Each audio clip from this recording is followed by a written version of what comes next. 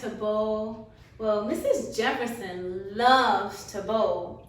And in today's lesson, we are going to be bowling today.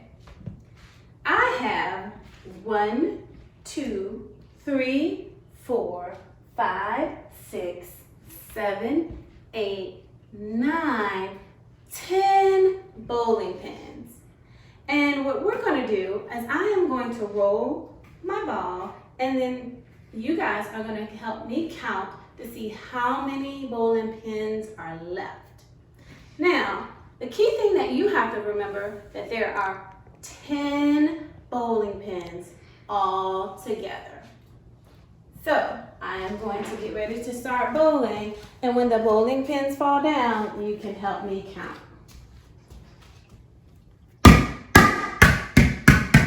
Boys and girls, how many bowling pins did I knock down? Let's just think about it. You got it, 0. I knocked down 0 bowling pins. Now let's try it again.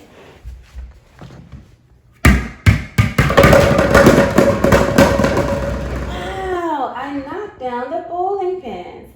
I want you to look at what has happened. We started out with 10 bowling pins. Now, want you to help me count how many we have left. Okay? Well, I see that 1, 2, 3, 4, 5 bowling pins fell down. How many do I have left? Let's count. 1, 2, 3, 4, 5. I have 5 bowling pins left. Now, I'm going to set my bowling pins back up again and try it again. And that's what we're going to be doing in this lesson today. We're going to be bowling, having fun, and finding out how many pins were knocked down and how many we have left. So, I'm going to pick these back up. I have 1, 2, 3,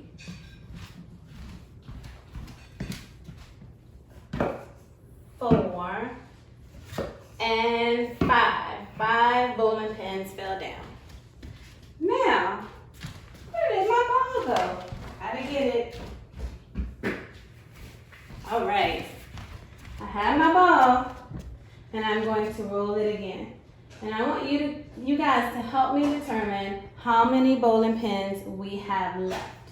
Remember, we started out with 10.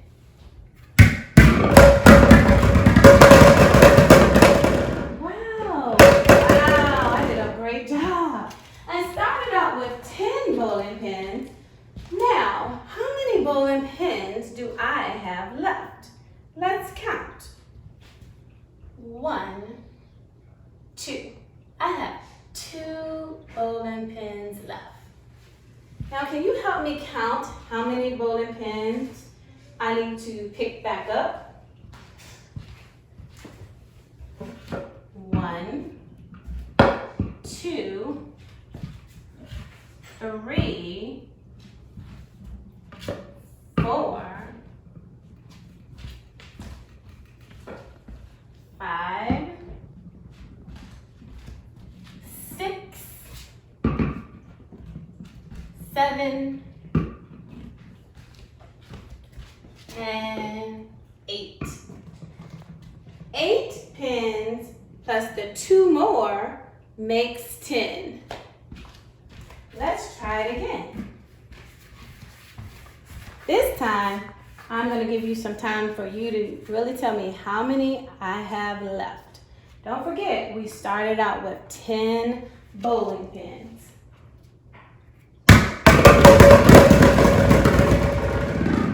All right, friends, how many bowling pins are left? I will let you count them. How many bowling pins are left?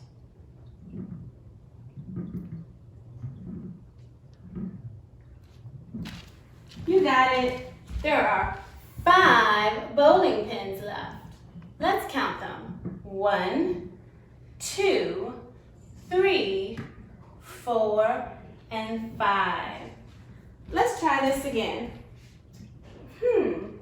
I said that there are 10 bowling pins and 5 fell down, so I know that I had 5 left. I am going to set my bowling pins back up. And let me tell you how I set these up too. You are going to be able to make your own bowling pin set, and I want you to know what to do. On this row right here, there are going to be actually 4 rows. This is a row. 1 row, 2, 3, and 4. This is one by itself. On this back row, it's going to be the one with the most. I have 1, 2, 3, 4. I need to pick 4 pins. On the next row, I have 3. 1, 2, 3. And on this row, I have 2. 1, 2. And then on this row, I need just 1 pin. And that's how you would set it up. All right, let's try one more. And this will be our last one that we do. And on our next part, we will be able to help you make your own bowling pin set. Let's go. Wow, look how many I knocked down. Boys and girls, how many bowling pins do we have left? Give you a second to think about it, friends. You got it. We have 1 bowling pin left. Just 1. So this is our game. It's super fun. You'll have an opportunity to be able to make your bowling pin game the next time we come. The materials that you will need in this lesson are going to be a water bottle and some type of ball. And when you see me later on today, for the rest of our video, at the end of this lesson, you can get the rest of that information. Thank you. Let's count from 1 to 10. Ready? 1, 2, 3, 4, 5, 6, 7, 8, 9, 10. Let's do it again. 1, 2, 3, 4, 5, 6, 7, 8, 9, 10. You can use your fingers to count from 1 to 10. Hi boys and girls. Today I'm going to show you how to make a really fun math bowling game. The materials that you will need would be maybe some index cards or some paper, a marker, scissors, some tape. And then you need to have 10 empty water bottles with tops on them. You can get any type of ball that will roll. Any size will be fine, preferably something not too big. I have this basketball and a tennis ball, and I'm just going to use one, but I'm giving you some options, okay? The first thing that you're going to do with your lesson is make sure you have your empty water bottles, and on each water bottle you're going to remove the label that is there. Now, for time's sake, I'm not going to show you each water bottle. You're just going to do the same thing for each water bottle. Remove your label off of each. I'm going to show you one. Then you're going to number your cards from 1 to 10. I have 1, 2, 3, 4, 5, 6, 7, 8, 9, 10 cards already pre-labeled. You can use index cards to do this. I've actually done it with a sticker that I used, and I'm sticking it here. So I number it and then I stick it to my bottle. So basically that is all you will need to do. It's pretty simple and easy. Number your cards 1 through 10. Make sure you have 10 empty water bottles. And then you're going to affix your bottle numbers to your bottle. Then we are going to have fun bowling. So I'm going to show you how this works. So I'm going to move all of my cards. Now that I've made my water bottle and I've showed you how to make it, I'm going to take my water bottle and put it right here. Now I've already have these lined up for you. And again, I'm going to show you how you need to do that. I have 10 water bottles in all. And I'm going to say that you're going to put 1, 2, 3, 4, 5, 6, 7, 8, 9, 10 water bottles down. On your first row, you need 1 water bottle. On your second row, you need 2 water bottles. On your third row, you need 3 water bottles. And on your fourth and last row, you need 4 water bottles. 1, 2, 3, 4. Now your water bottles are all set up. You're going to take your ball and you are going to roll. And remember, you start off and you know that you have 10 water bottles. We want to find out how many are left. I'm going to roll it. Wow, I've knocked them down. And boys and girls, this is a great way to learn our lesson. How many are left? Can you count how many are left? 1, 2, 3. I have 3 water bottles left. And I can tell you that number 7 is left and didn't fall down. Number 8 is left and didn't fall down. And number 10 is still standing and didn't fall down. Way to go, boys and girls. You will be able to do this lesson. Put your numbers on them if you want to be able to do it. You also can just do it without the numbers being on there. But if you want to even make it more fun and you can identify which bottles are still standing, or you can say which bottles fell down. Until next time.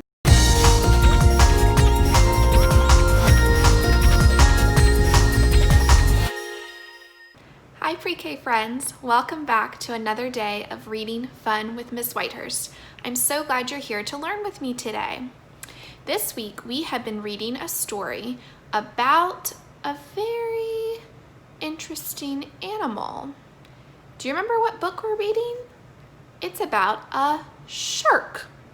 And that shark's name is Clark.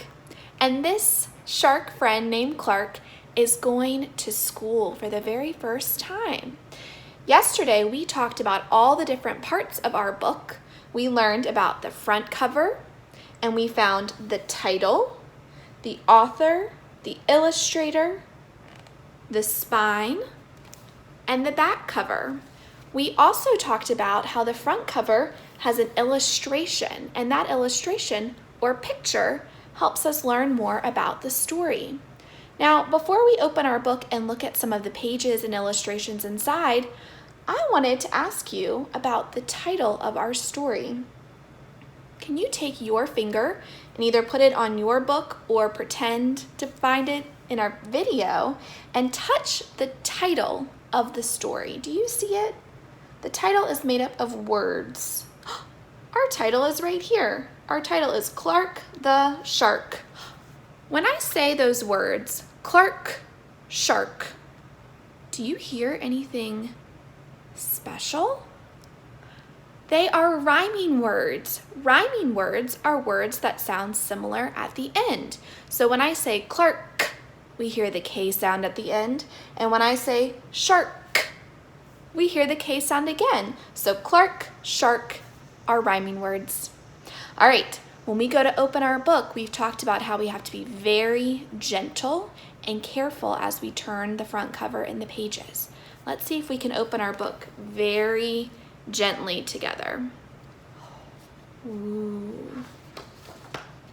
Turn each page. Look what we found. Clark the Shark. This is the title page. It reminds us what the title of the story is. Look at that picture. Do you recognize that type of boat? It's called a submarine, and submarines are boats that can go underwater. Now this submarine has some letters on it, and those letters are put together to make some words. can you touch those words? There's two of them. The first one says school, and the second one says bus. I wonder why there's a submarine with the word school bus on it. Let's turn our page. There is the school bus submarine up close, and it's come and stopped in front of a sign. This sign says bus. Do you ever wait at a bus stop when you're going to school? Well, because Clark is a shark, he lives in the water, and we can see in this illustration that Clark is waiting for the school bus, which is a submarine because he's underwater, at the bus stop sign. I wonder where they're going to go. Look at your picture and see what you see happening, and then we'll read the words. We see the school bus submarine. We see Clark getting on the bus. Do we see anybody else?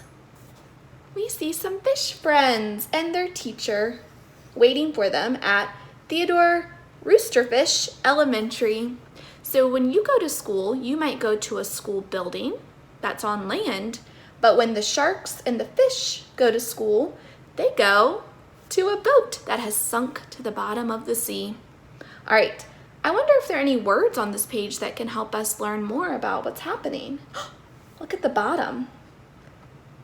The first word starts with the letter I. Can you touch the letter I on your page? Great job. Let's read it together.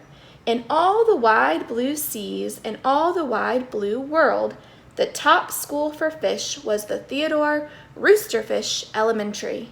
And all of the fish at Theodore Roosterfish, the biggest and the strongest was Clark the shark.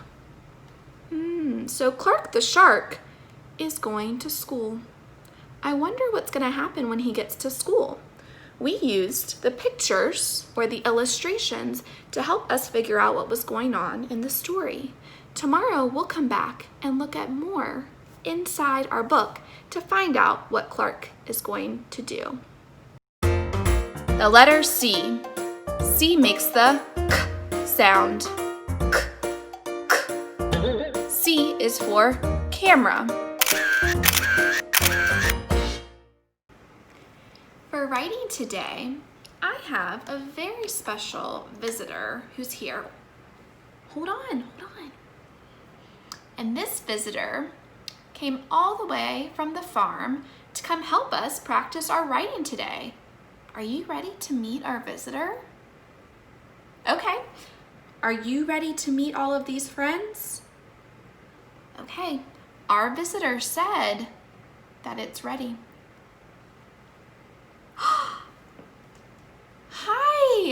Hi. Do you recognize our visitor? Yes, this is our friend Cal. And Cal came all the way from his home on the farm to come and learn and practice some writing with us today. Cal, we are so glad you are here. Are you glad to be here with us to learn? Oh, he said he was. Now, Cal, you're here to help us learn how to do some writing, right? Well, what letter are we going to learn today? Oh, you want to teach them how to write the letter that comes at the beginning of your name? Oh, awesome. All right, well, let's see if they can figure it out, okay? Okay, when we say k-ow, what sound do we hear at the beginning? You're right, we hear the k sound. And Cal, what letter makes the k sound? He told me the letter C makes the k sound. Do you think we could practice writing the letter C that you hear at the beginning of your name? I think so too. Do you want to help us practice writing it? Awesome. If you're at home and you want to help Cal practice writing the letter C, make sure you have a marker or a pencil and something to write on. Okay, Cal, are we ready to write the letter C? Okay, great. Well, what color should I use? What color marker? Okay, you want to tell me? Okay. Oh, okay, Cal's thinking of a color that begins with the B sound. Can you think of a color that begins with the B sound? I'll give you a hint. It's the same color as my shirt. What color is my shirt? Blue. So Cal asked if we could use the color blue to write the letter C. All right, Cal, are you ready? I'm gonna sit you right here so that you can watch. All right, friends at home, if you're ready to write, turn on your listening ears and your looking eyes. To write the letter C, we do a big curve C for the uppercase, and for our lowercase c, we do a little curve C. Cal, do you want to tell us how to spell your name? Oh, awesome. Okay. Cal said he wanted to help write his name. Okay. So to write Cal's name, we use a little curve C,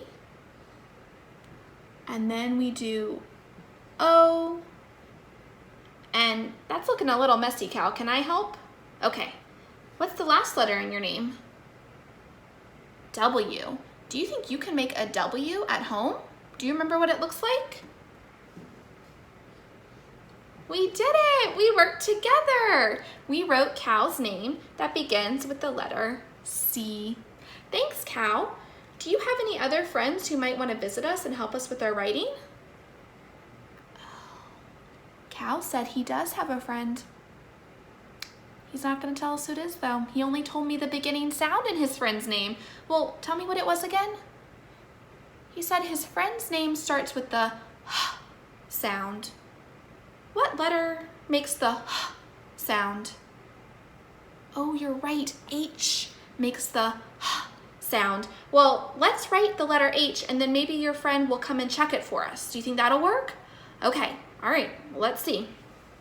Okay, friends, to write the letter H, I'm gonna get a new color, and I'm gonna do this color. Do you recognize it? Yeah, it's the color red. All right, when we do an H, we start at the top, and we do one big line down, and another big line down, and then a line across the middle. That's our uppercase H. And if we wanna do our lowercase h, we do a straight line down and a hump. So our uppercase H has all straight lines, and our lowercase h has a line straight down and a curvy hump. Do you remember what sound the letter H makes? You're right, it makes the h sound, and that's one of those really fun letters that if you put your hand in front of your mouth and you make the sound, some air comes out. Look at that. All right, let's see if Cal's friend is ready. Let's ask him. We did make the letter H, you're right.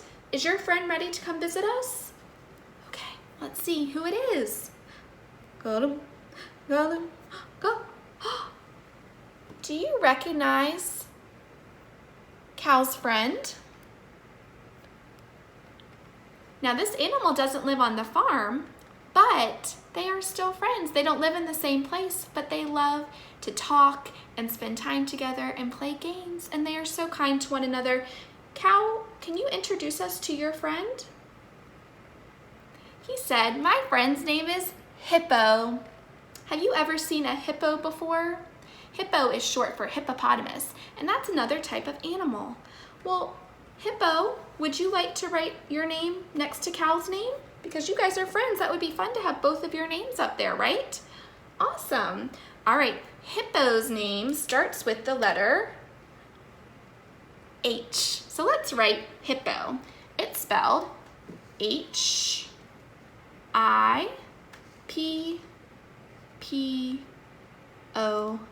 Hippo, there's your name.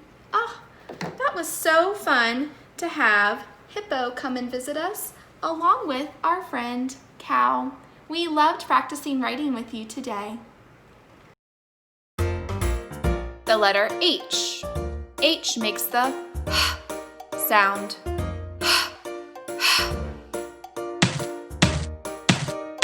H is for hammer.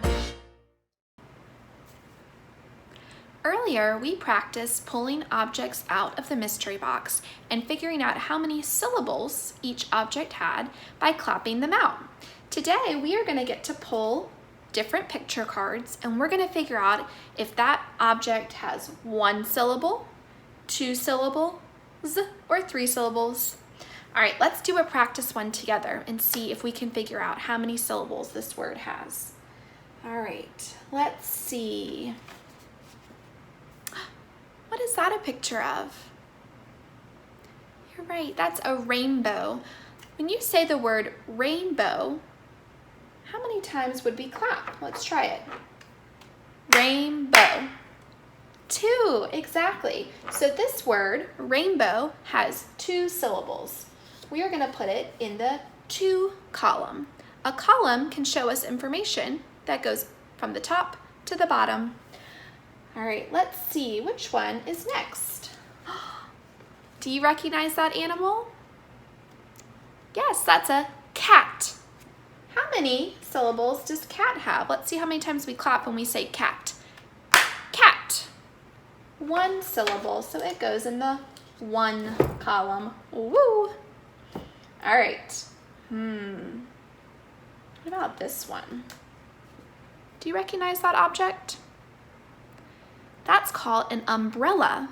Umbrella. Can you help me clap that one out? I don't know how many syllables umbrella has. Let's try it.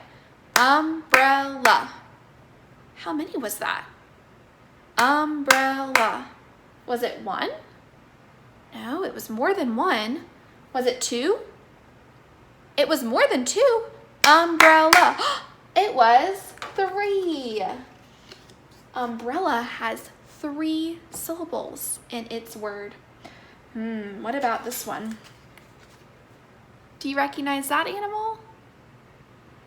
Yeah, that's a fish. Fish. Let's clap that one out and see how many syllables are in the word fish. Fish. Just 1. Just like cat, fish has 1 syllable. We clapped 1 time. All right, let's see. Do you recognize this fruit? Yes, that's a blueberry. How many blueberries do you see? 1, 2, 3. Let's clap out the word blueberry and see how many syllables it has. Blueberry. It has 3 syllables, just like umbrella. So we'll add it to the 3 column. All right, I have one more word for us to practice. You ready? Here it comes. Toothbrush. What do you use a toothbrush for?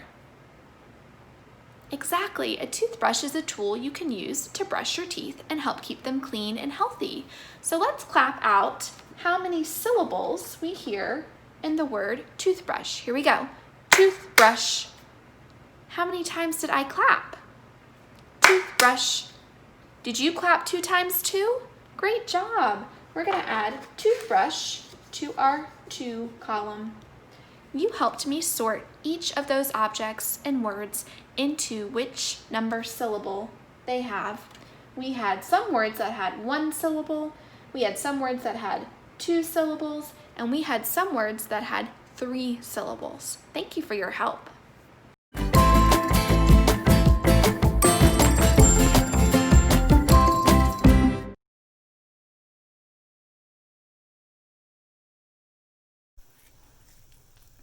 Let it go, let it go. Man, I really wish I had magical snow powers. Why don't we pretend that we have magical snow powers? That gives me an idea for an activity. While we are pretending making a snowstorm, we're going to be doing some counting and using our finger and hand muscles. So the materials you're going to need is you're going to need a piece of paper. You'll need a cup, a clothespin, and if you don't have a clothespin, you can use some tweezers. So go ahead and put your cup and your clothespin or tweezers to the side. So the first thing we need to do is make our snowflakes. And we're going to do that by ripping our paper. So you want to hold your paper in your hands and pinch with your thumb and index finger with one hand, and then pinch with your thumb and index finger with another. And then you're going to rip your paper down. And then just take the half that you ripped. Then you're going to rip it again. And we're going to make this into 2 snowflakes. So I'm going to go ahead and rip it in half, and then I'm going to take it and I'm going to roll it up into like a little ball, and this will be our snowflake. Now we're going to make 20 snowflakes.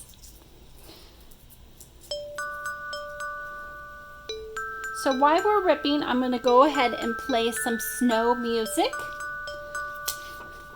And then just rip your paper and make your small little balls, which are going to be our snowflakes.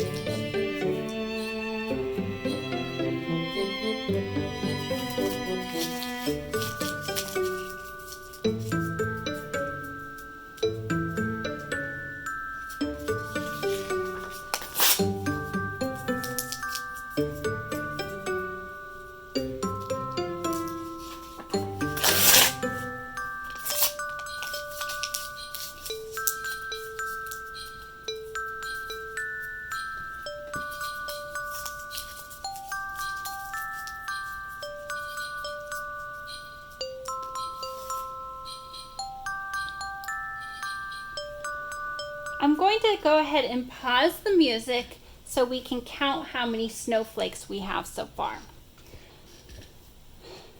So when we're counting our snowflakes, I recommend putting them in a line so we don't count a snowflake twice and we don't miss a snowflake.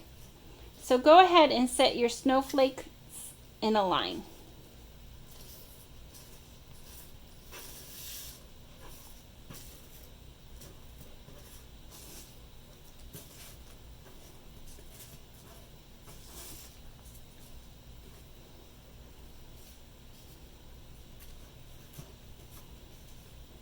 When we're counting, we have to make sure that we are using our index finger to point to the snowflake that we're counting. In fact, you can probably touch the snowflake that you count. So I'll show you what I mean. So when I count, I'm going to get my index finger and I'm going to touch the snowflake while I'm counting. 1, 2, 3, 4, 5, 6, 7, 8, 9, 10, 11, 12, 13, 14, 15, 16, 17, 18, 19. We needed 20 snowflakes, so I only have 19. That means I need one more. Go ahead and count your snowflakes. Make sure you put them in a line, and while you're counting, make sure you touch your snowflake that you're counting.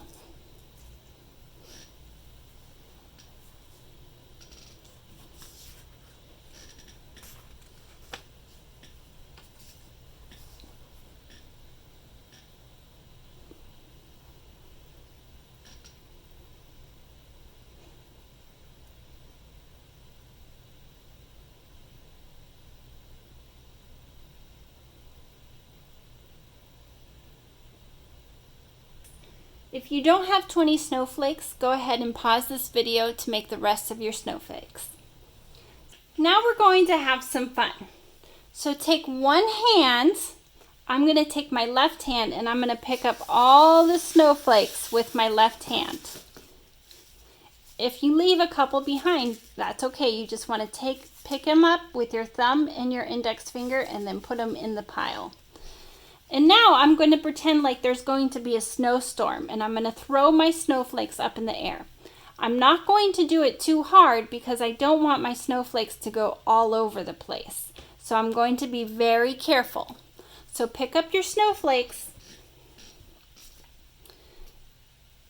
and let's pretend like there's a snowstorm and throw them in the air.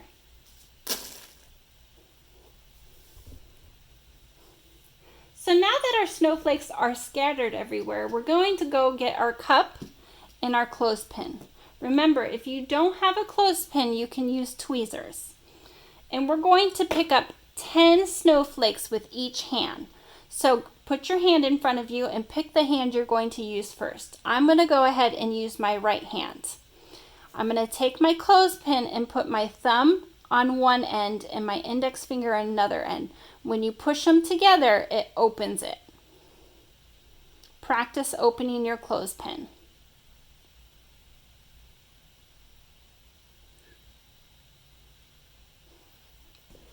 I'm going to pick up 10 snowflakes using this hand. I'm not going to count out loud because I want you to count your snowflakes while you're picking them up. You will be able to see the number of snowflakes I'm picking up on the screen, but again, I'm not going to count out loud.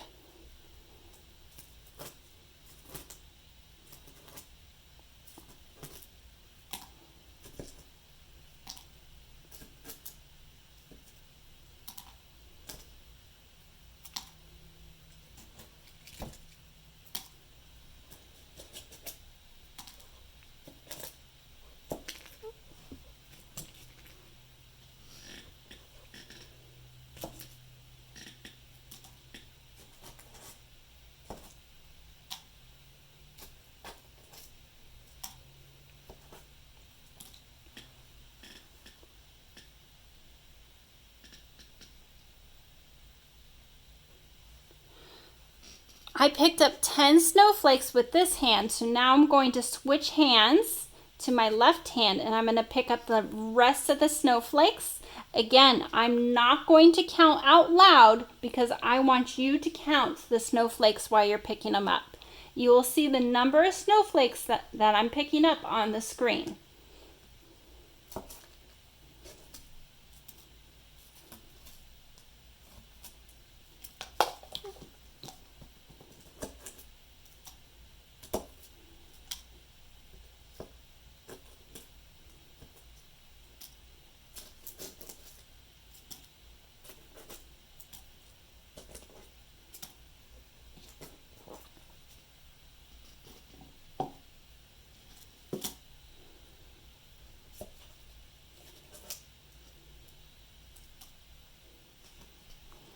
I'm going to wait till you finish picking up all your snowflakes.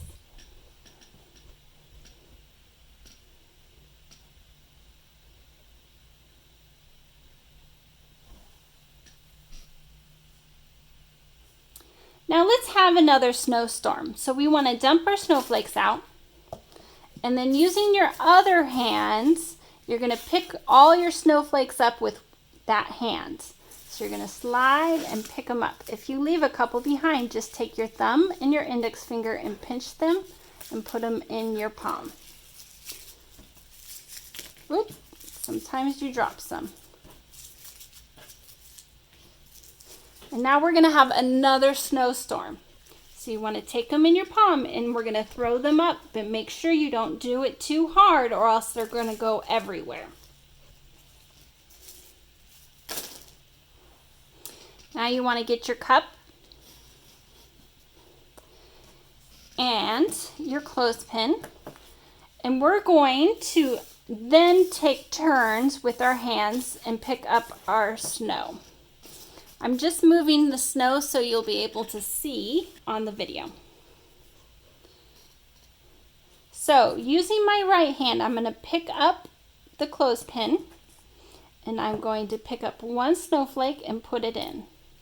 And then I'm going to switch hands and pick up the other snowflake and put it in. I'm going to keep doing that until all of them are picked up.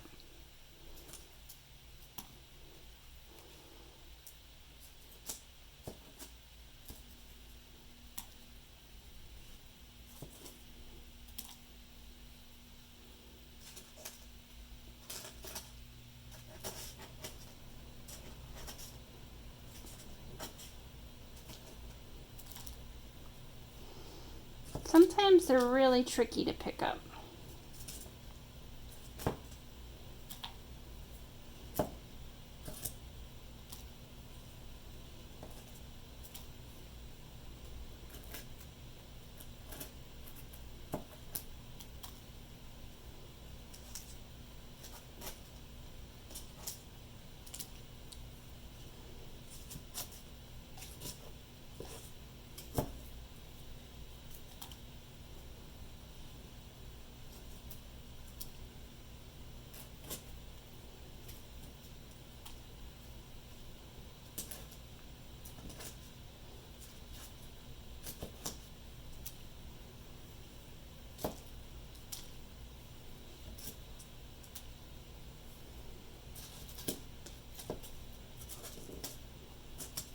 Last one.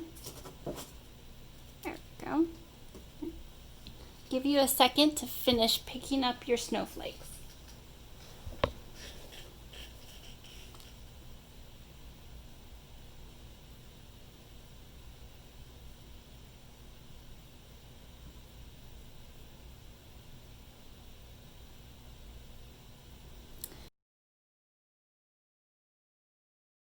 Now that we're finished, you can go ahead and dump your snowflakes in the recycling bin or garbage. Put your cup in the sink and ask an adult where to put the clothespin. It's snowing! Thanks for pretending with me. Remember to make sure you clean up after you're finished. See you next time. Bye.